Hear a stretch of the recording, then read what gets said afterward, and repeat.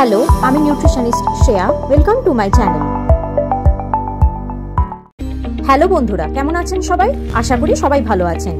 বাজার থেকে অনেক কলা কিনে আনা হয়েছে, কিন্তু রেখে দেওয়ার কারণে সেগুলো বেশি পেকে যায় এবং কালো হয়ে যায়।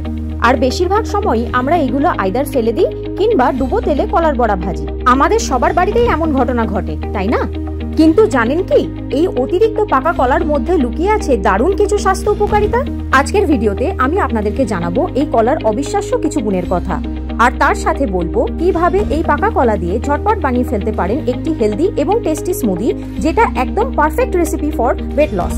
ভিডিওটা শুরু করার আগে একটাই রিকোয়েস্ট করব যে যদি আমার ভিডিও আপনার ভালো লেগে থাকে তাহলে প্লিজ লাইক আর শেয়ার করবেন। আর আপনি যদি আমার ভিডিও আজকে প্রথম দেখছেন আর আপনার যদি ভালো লাগে তাহলে প্লিজ সাবস্ক্রাইব করে পাশে থাকবেন। এবারে ফিরে আসি মূল টপিকে। প্রথমে জানুন অতিরিক্ত পেকে যাওয়া কলার স্বাস্থ্য উপকারিতা। এতে আছে বেশি অ্যান্টিঅক্সিডেন্ট, হজমে সাহায্য করে, সাথে সাথে এনার্জি দেয়। পটাশিয়াম এবং ফাইবারের দারুণ উৎস, হার্টের স্বাস্থ্য ভালো রাখতে সাহায্য করে।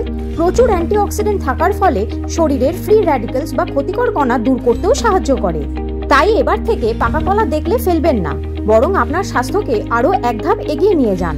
চলুন এবার জেনে নিন কিভাবে এই পাকা কলা দিয়ে একটি মজাদার স্মুদি বানানো যায়। এটি বানাতে আপনার খুব বেশি কিছু লাগবে না। যে উপকরণগুলো লাগবে সেগুলো হলো 2টি অতিরিক্ত পাকা কলা, 2 থেকে 3 টেবিল চামচ ওটস, 1 কাপ দুধ, 2টো খেজুর, 1 চিমটে দারুচিনি গুঁড়ো। একটি ব্লেন্ডারে কলা, দুধ, ওটস, খেজুর, দারুচিনি গুঁড়ো মিশিয়ে নিন। মসৃণ হওয়া পর্যন্ত ব্লেন্ড করুন। আপনি এই রেসিপিতে বাদাম, কিশমিশ এবং 1 চামচ পিনাট বাটার যোগ করতে পারেন। এই স্মুদি আরো পুষ্টিকর হয়ে উঠবে। ব্যাস, তৈরি হয়ে গেল আপনার দারুণ মজার হেলদি স্মুদি। আশা করি আজকের এই টিপসটা আপনাদের কাজে লাগবে। যদি ভিডিওটা ভালো লাগে তাহলে প্লিজ লাইক, শেয়ার আর সাবস্ক্রাইব করবেন। দেখা হচ্ছে পরের ভিডিওতে। সুস্থ থাকুন, ভালো থাকুন।